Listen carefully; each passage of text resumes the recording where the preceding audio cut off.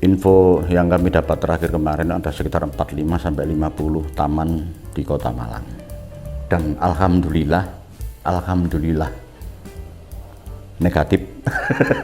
Selama kurun waktu 2-3 tahun terakhir gak dirumat, gak dirawat, sehingga taman yang sebelumnya terlihat indah, cantik, berseri, bersinar, kesannya menjadi taman kumuh.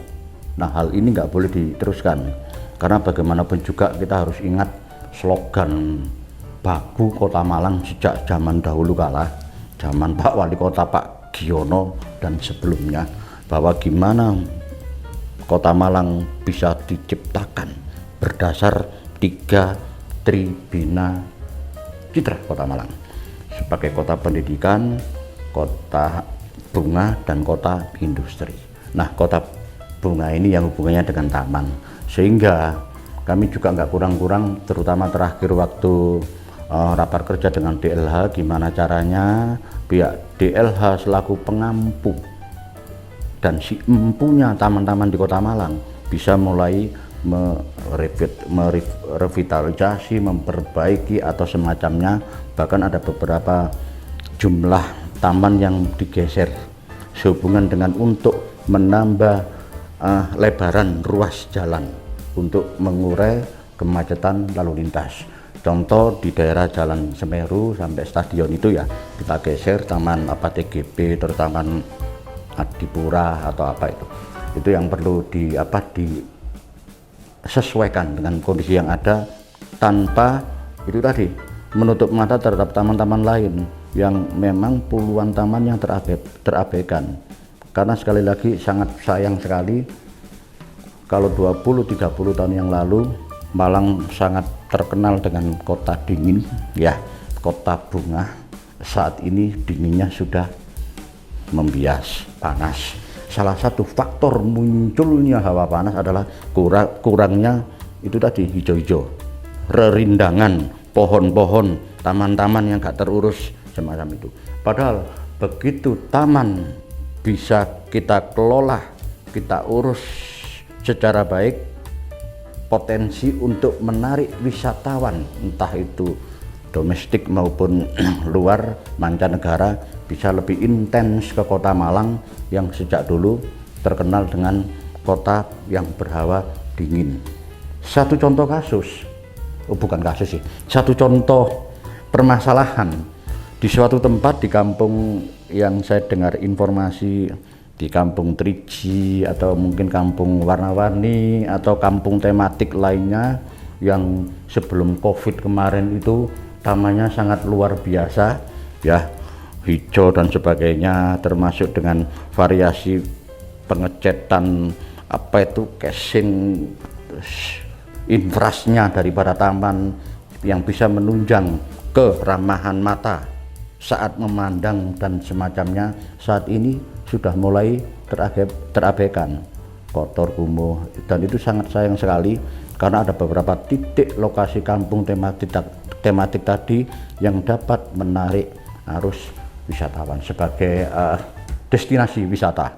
Walaupun itu tentunya ya perlu itu tadi sinergi seluruh stakeholder ya, masyarakatnya, Pak RT, Pak RW, termasuk OPD dalam hal ini mewakili pemerintah kota untuk senantiasa mensupport, bukan hanya mensupport berupa semacam edukasi moral teknis tok, bukan, tapi mensupport, memfasilitasi dana dan semacamnya, sehingga yaitu tadi gimana caranya agar bisa memulihkan citra Kota Malang sebagai kota bunga yang disertai dengan bentuk taman-taman dari ujung wilayah utara, terutama wilayah utara selatan maupun timur barat.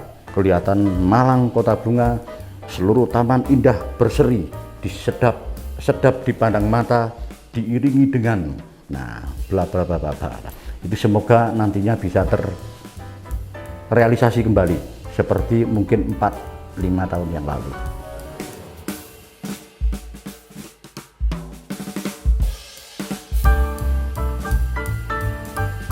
Dampak utama pertama kumuh, kedua potensi disalahgunakan oknum orang per orang, entah pertama untuk cangkruan, ya, cangkruan sing arahnya kurang baik. Kedua, untuk dodolan ya jualan. Pertama jualan ini dobrok diangkut, lama-lama semi permanen, lama-lama menjadi bedak, menjadi warung atau semacamnya. Karena ya memang kita nggak bisa nyalakan orang yang menggunakan kesempatan itu ya, karena dari pihak ya si empunya lahan itu yang kurang merawat dan mengawasi.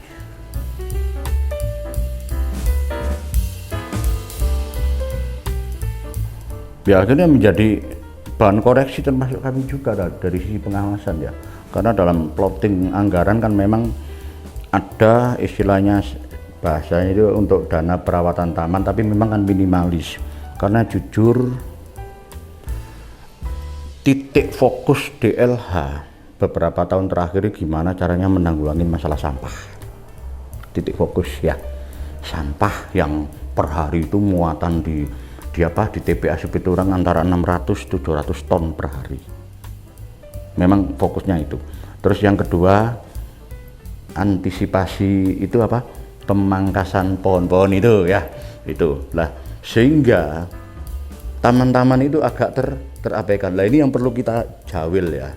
Kita colek, kita ingatkan, ayo taman ini dipercantik lagi. Lah, tahun ini penganggaran sudah mulai jalan. Seiring dengan itu tadi ya, ada pergeseran taman ini termasuk nanti mungkin rencana ada gapuro tugu batas kota kabupaten, pastinya tugu batas tersebut minimal ada taman-taman sehingga menambah ruang hijau RTH-nya, terus juga untuk menunjang itu tadi, mengembalikan citra yang Kota Malang dulu sebagai kota bunga, saiki kota setengah kumuh karena ada program kotaku ya, kota tanpa kumuh. Kalau ada program kotaku berarti kota tersebut kan dianggap masih kumuh. Nah, sehingga ya itu tadi, kotaku sudah nggak ada, program kotaku kalau di Kota Malang sudah nggak ada, insya Allah tempat kumuh berarti sudah tidak ada.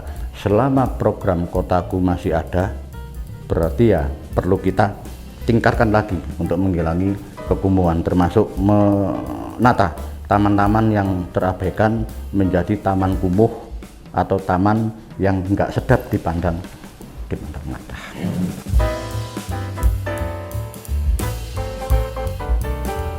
Dan itu udah kami sikapi perihal memang sesuai dengan regulasi 20% RTH, dan di dalam Perda RT RW juga mengharuskan semacam itu.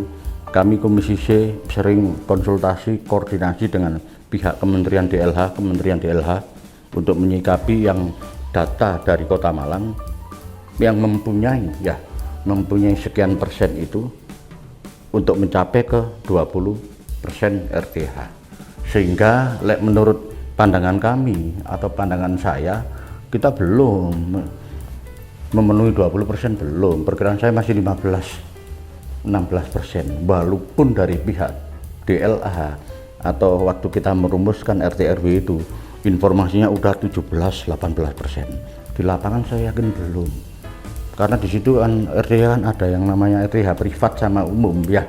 Lah privat itu dihitung, saat dihitung dia memang masih hijau privat.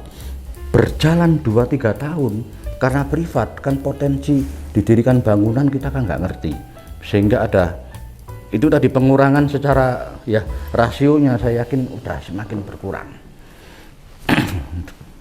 Ini agak sulit untuk nambah RTH ya di Kota Malang ya, beda dengan kabupaten yang wilayahnya masih banyak lahan kosong. Kalau Kota Malang PR kita walaupun agak berat tetap harus kita kejar, terutama penyerahan PSU dari perumahan-perumahan itu yang potensi menghimpun daripada persentase dari RTH itu. Dan banyak juga, sangat banyak sekali perumahan di Kota Malang dari 301 atau 300 berapa yang sudah diserahkan PSU-nya ke Pemkot Malang nggak sampai 30. Artinya apa? Masih banyak potensi tempat-tempat RTH di PSU yang belum diserahkan, belum terpotret. Nah itu yang pekerjaan juga. Kampung warna-warni itu kan identik dengan tempat rumah yang dipercantik. bangunan yang sifatnya benar-benar dibangun untuk menunjang itu mungkin cuma jembatan kaca ya, jembatan kaca itu penghubung Kampung Warna-Warni wilayah Kelurahan Jodiban sama Triji wilayah Kelurahan Kesatrian. Nah, yang lain itu nggak ada ya, cuma memperbaiki genteng, dicat rumah warna-warni ya, terus mungkin memperindah, nambah taman di pojok-pojok ya, stik-stik tempat yang kosong dikasih taman. Kalau untuk menambah bentuknya bangunan, kalau lihat apa secara geografis kayaknya nggak mungkin kan, karena pertama di apa itu di jurang ya, di bantaran sungai, resiko juga kan, sehingga bisanya cuma memperbaiki, ngecat, mercantik, sambil nambahi aksesoris mungkin lampu atau lampion. Oh, ada sampingnya ada warna-warni, ada kampung lampion juga kan, di situ punya PH ya, production house lampion itu, sehingga yang bisanya warna-warni karena akar muasalnya dulu itu kan berasal dari semacam CSR itu, ada bantuan dropping subsidi cat dari pabrik cat semacam itu ya, terus dibantu juga oleh akademisi entah UB entah apa. Nah, tapi info terakhir, apakah bantuan itu sampai sekarang masih continue atau sudah stop? Kalau lihat perkembangan setahun terakhir ini, terutama saat-saat pandemi kemarin, kayaknya sih lek cat isik bulak berarti mungkin. Nah, ini yang perlu coba nanti saya perlu menggali info ya, sehingga nantinya apa memungkinkan juga dari pihak Pemkot bisa untuk bantu, mensupport, memfasilitasi, karena kendalanya yang menjadi pikiran kita kan di situ kan sempadan sungai itu, bantaran Sungai Brantas. Kembali lagi, lek ngomong sempadan Sungai Brantas itu adalah wilayah BBWS. Waduh, balai besar ya, bener ya, itu repot lagi. Pusat itu BBWS pusat. Belum lagi ada yang ngomong, oh itu wilayah pengairan provinsi ya, punya provinsi.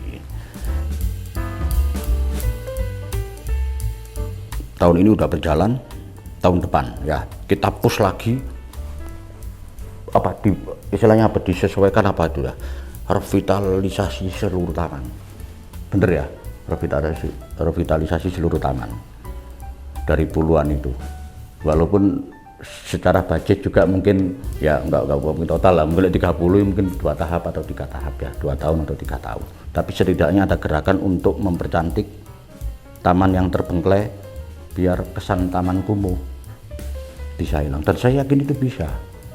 Kalau merawat itu sebenarnya, kalau merawat secara rutinitas kan lebih murah biayanya daripada merawat lewat rusak. Sesuatu bangunan, contoh bangunan lewat rusak itu dirawat, direhab ya biaya besar ya. Tapi kalau sejak awal ditili pelan-pelan, dibersihkan, umpama kita kayak rumah itu ya, dirawat secara kontinu, saya yakin taruhlah ada kerusakan enggak sebesar dan enggak apa istilahnya dana besar itu loh ya, enggak sampai menyerap dana yang gede.